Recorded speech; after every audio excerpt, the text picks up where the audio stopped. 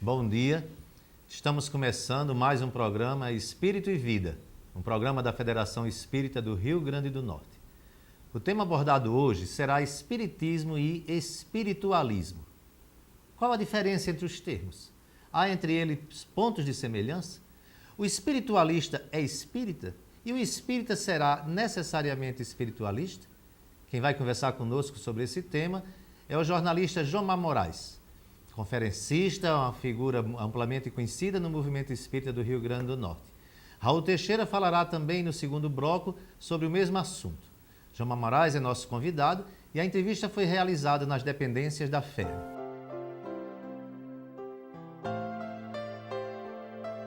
Em primeiro lugar, eu gostaria de lembrar que ao vir à luz, em 18 de abril de 1857, em Paris, a obra básica da doutrina espírita trazia um antetítulo que esclarecia o gênero da publicação: Filosofia Espiritualista. Então, o Espiritismo é espiritualismo. O Espiritismo é uma doutrina que vem afirmar, reafirmar a existência do espírito, a sobrevivência do espírito, a espiritualidade como a dimensão mais profunda do homem. Existem muitas doutrinas espiritualistas. O espiritualismo é muito antigo. Há milênios, o homem concebeu e pratica o espiritualismo. A doutrina espírita tem a sua especificidade, embora o próprio Allan Kardec tenha destacado nas obras básicas da doutrina espírita que o espiritismo não traz nenhuma novidade essencial. O que o espiritismo faz como filosofia é apresentar de um modo novo e aprofundar aqueles conhecimentos, aquelas revelações que as religiões ancestrais já haviam nos proporcionado. Os pontos básicos da doutrina espírita estão presentes em todas as tradições religiosas. E quando, antes mesmo da publicação do Livro dos Espíritos, o Espiritismo começou a impactar as religiões tradicionais, Allan Kardec tranquilizou os sacerdotes, os líderes que temiam o crescimento do Espiritismo, dizendo que o Espiritismo não veio para destruir nenhuma religião, nenhuma corrente espiritualista, nenhuma escola espiritualista, mas pelo contrário, veio para confirmar os ensinamentos básicos de todas elas. Esta é a missão do Espiritismo.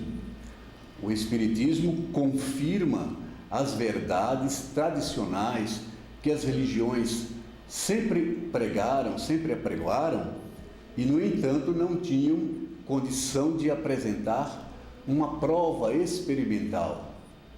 Talvez esteja aí a grande novidade, uma das grandes novidades do Espiritismo: demonstrar as verdades, demonstrar experimentalmente as verdades que as tradições ancestrais já divulgavam há milênios.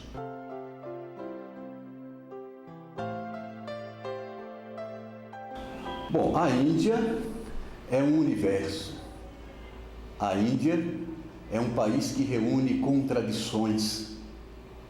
Não é uma coisa muito diferente do nosso país, onde existem também diversidades, imensas diversidades e contradições. A Índia mantém semi-preservada a mais antiga tradição religiosa da humanidade, a tradição dos Vedas. Mas a Índia também, não nos esqueçamos, é um país que tem materialismo, é um país que tem conflito religioso, é um país que tem riqueza e pobreza, é um país que tem todas as contradições da condição humana. E é preciso também que nós realcemos um detalhe. Em todo o mundo, em todas as correntes religiosas, existe um núcleo que nós podemos chamar de iniciático, esotérico, que estuda a essência da tradição, pratica a essência da tradição, e temos um nível, digamos assim, mais popular da transmissão do conhecimento religioso e da sua prática também. Isso existe na Índia. Nós vamos encontrar na Índia os sábios, os gurus, os ascetas, os religiosos que vivem a essência da sua tradição. E vamos encontrar a grande massa que participa da prática popular das diferentes seitas do hinduísmo. Não há muita diferença entre a prática popular da religiosidade no Oriente e a prática popular da religiosidade no Ocidente. Nós vamos encontrar nos templos hinduístas as pessoas também fazendo as suas promessas, as pessoas também tocando nos sinos, tocando nas imagens, em busca de um benefício material, da mesma forma que nós vemos aqui no Brasil. Nas religiões tradicionais, as pessoas realizando as suas trocas com Deus, e até mesmo no movimento espírita, naqueles rincões ainda razoavelmente desinformados sobre a essência do espiritismo. Podemos, no entanto, afirmar que há uma espiritualidade mais forte na Índia do que no Ocidente, em razão dos milhares de anos de ensinamentos e práticas que se internalizaram no coração daquele povo. E isso faz uma diferença profunda da maioria da população. Em resumo, os praticantes religiosos na Índia são pessoas, são homens, e têm as suas virtudes e os seus defeitos. Lá como aqui, em que pese a passagem dos grandes enviados, dos grandes missionários da espiritualidade, existe a prática da essência e a corrupção das tradições. Lá como aqui, existem os praticantes sinceros, existem os que se utilizam também do conhecimento religioso para manipular consciências, existe também a verdadeira prática espiritual e o materialismo espiritual, que nós conhecemos tão bem aqui no Ocidente, que transforma as religiões em balcões de trocas, em os sacerdotes em intermediários, às vezes regiamente comissionados das benesses do céu.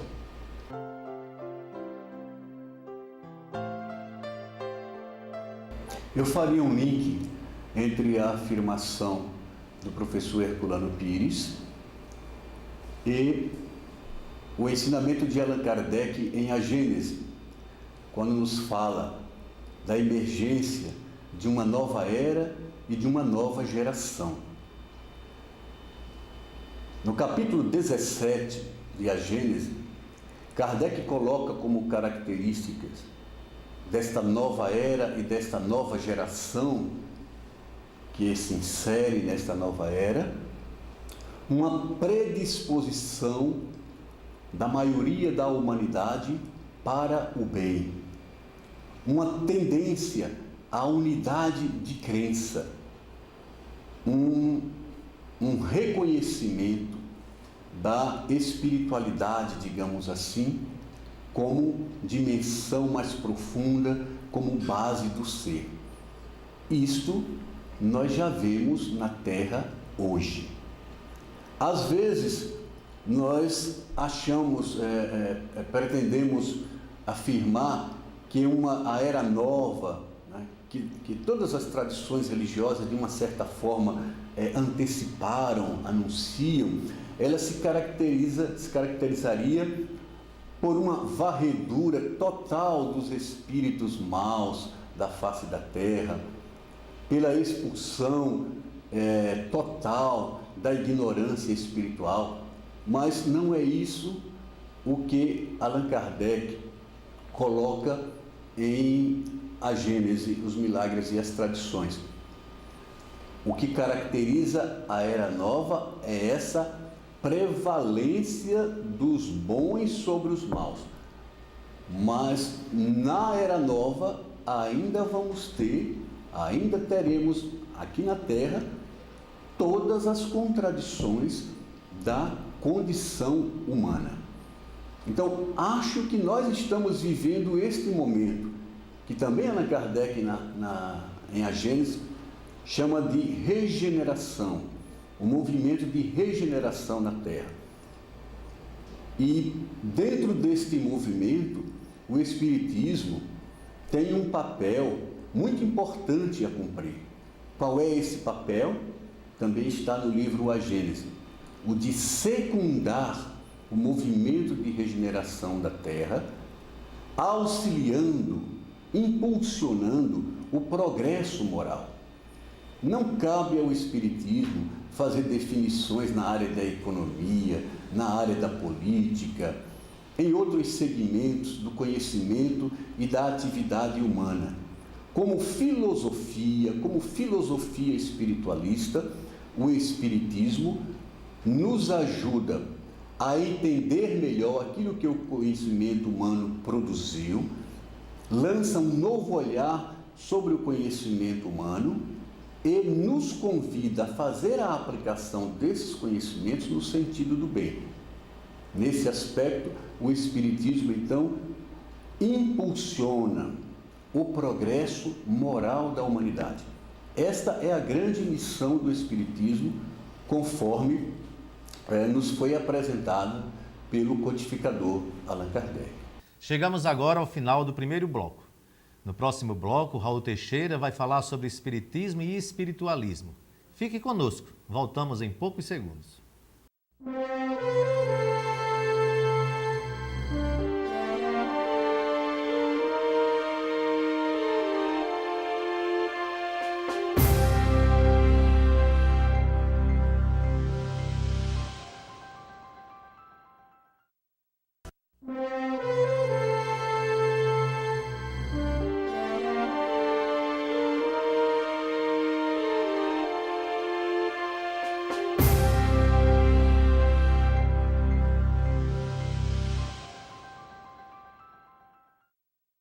Estamos de volta, obrigado por continuar conosco.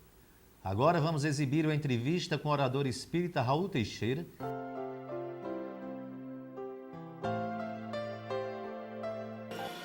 Existem na vida da gente situações as mais importantes que precisam ser observadas sempre. Dentre elas está a nossa crença. Todas as criaturas humanas têm a sua crença. Independentemente de que seja uma crença religiosa, uma crença filosófica, uma crença esportiva, a crença na humanidade, todos temos uma crença. Mas vamos nos situar no universo da crença religiosa. As criaturas que são religiosas na Terra, por razões variadas, se multiplicaram em grupos os mais distintos. Em geral, todos esses grupos acreditam na existência de um Criador para a vida, na existência de Deus. Todos esses grupos admitem que, independente de Deus, também podem acreditar na existência das criaturas divinas, das criaturas de Deus, os seres espirituais. Em alguns grupos de crença, de fé, esses seres são chamados de almas. Em outros grupos, são conhecidos como espíritos. Dessa maneira, vale a pena pensar o quanto se distribui na humanidade em termos de crença. Quanta crença existe na humanidade? Existem aqueles que admitem que o indivíduo, quando nasce, tem a alma forjada na hora em que o corpo vai nascer. Para cada corpo novo, a divindade cria uma alma, a doutrina dogmatista. Mas há aqueles outros que creem que a alma existe desde todo sempre, criada por Deus, e que, quando o corpo nasce, a alma não está sendo criada junto com o seu nascimento, mas é uma alma velha que passa a habitar um corpo novo. As mais variadas doutrinas espiritualistas admitem que haja uma alma habitante de um corpo físico, de um corpo humano, como é o nosso. Naturalmente, nós poderíamos perguntar se no reino animal também poderíamos pensar em uma alma para cada animal. Sim, podemos. Só que, como os animais fazem parte do reino dos seres irracionais, costumamos chamar de princípios espirituais ou de espíritos que se ensaiam para a vida humana.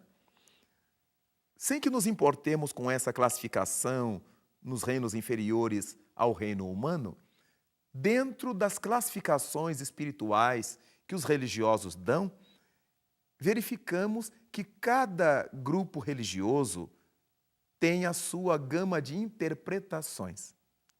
O que distingue as diversas crenças espiritualistas são as suas interpretações.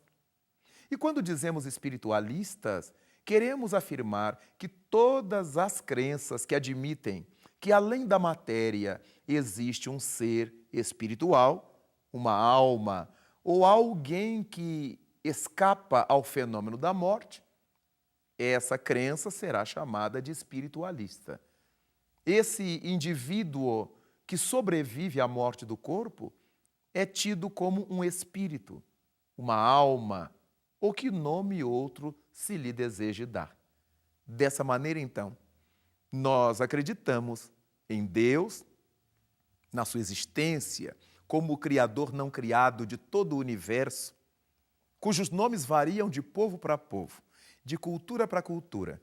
E não nos importe se Deus seja chamado assim, como nós chamamos Deus, se seja chamado de Alá, de Yahvé, de natura naturans, não nos importará o nome pelo qual Deus seja chamado, desde que essa entidade que tudo tenha criado seja de fato concebida por nós, entendida por nós como sendo o Criador de tudo, e esse Criador de tudo será o nosso Deus. E desse modo, crer em Deus, crer na existência de seres espirituais, de almas, caracteriza o espiritualismo. Todas as religiões são, por isso mesmo, espiritualistas. Desse modo, não temos por que ter preconceitos uns contra outros, se todos admitimos a existência do Criador e, como consequência dessa existência, os seus seres, as suas criações humanas, as suas criações espirituais. Então, aqueles que são católicos romanos, protestantes, evangélicos, reformados, budistas, taoístas, espiritistas, umbandistas, candomblessistas, judeus, islâmicos, todos são espiritualistas. Vale a pena pensar nisso, para que vejamos que há muito mais coisas em comum entre nós do que imaginamos.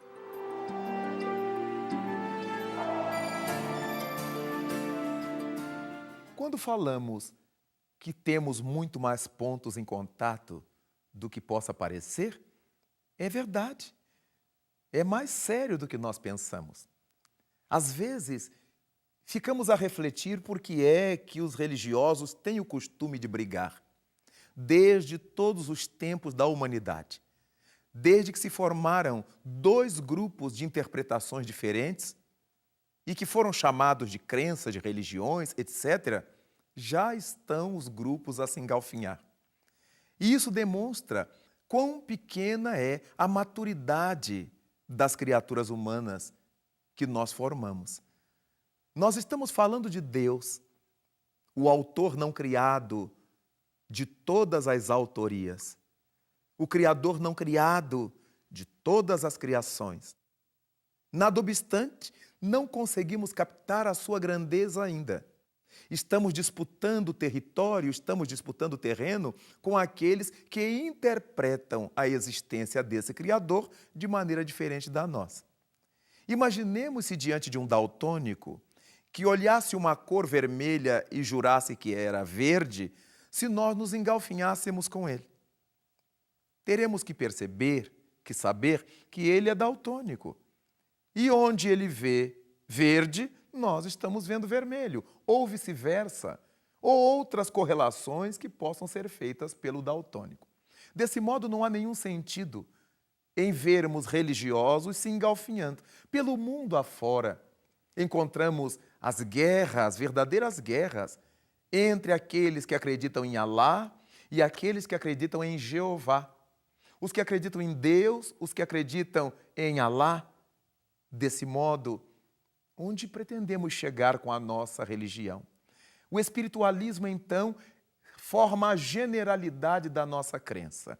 Todas as crenças religiosas são espiritualistas, mas, dentre essas crenças espiritualistas, no século XIX, apareceu em Paris uma delas que passou a ser chamada de espiritismo.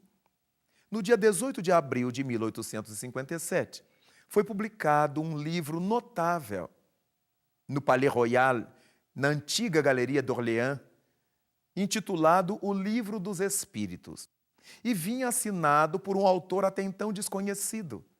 Esse autor era Allan Kardec. Mais tarde pudemos saber que Allan Kardec era um pseudônimo de um notabilíssimo professor francês chamado Hippolyte Léon Denisard Rivail, nascido em Lyon, criado na Suíça francesa, na cidade de Verdun-les-Bains, e discípulo de um dos mais notáveis pedagogos de todos os tempos na Europa, que foi o notável Jean-Henri Pestalozzi. O Pestalozzi, que todos os professores conhecem. Ora, esse Allan Kardec trouxe-nos organizadamente os princípios espiritualistas que vieram formar o que se convencionou chamar com ele de espiritismo. Muita gente tem medo da palavra, mas é uma palavra como outra qualquer, criada exatamente para afirmar que é a doutrina dos espíritos. Ismo significando doutrina dos espíritos. Como falamos em materialismo, é a doutrina da matéria. Taoísmo, a doutrina do Tao. E desse modo, o espiritismo trazia nos seus pontos fundamentais algo muito importante para nós, que estudamos o espiritualismo. Apresenta ao espiritismo 5 pontos fundamentais, a saber, a existência de Deus. Muita gente pergunta ou se pergunta se os espiritistas acreditam em Deus. Ora, se o seu primeiro fundamento, o primeiro fundamento da doutrina dos espíritos é a existência de Deus, natural é refletir que os espiritistas admitem a existência de Deus. Não apenas acreditam nela, mas têm uma certeza da existência desse Criador não criado, dessa inteligência suprema do universo. E essa visão espiritista de Deus é uma visão que todas as religiões podem assimilar. Por quê? Porque Deus, sendo a inteligência suprema do universo, qual é a religião que fala diferentemente disso? Qual é a religião que fala contrariamente a isso? Dessa maneira, nós podemos bem aquilatar o quanto é importante a existência de Deus, porque é o fundamento de todos os fundamentos. Daí nasce o segundo princípio da doutrina espírita, que é a existência e a imortalidade da alma.